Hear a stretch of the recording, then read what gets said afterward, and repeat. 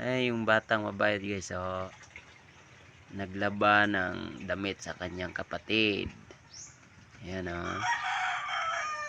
Ah, okay pala ito maglaba.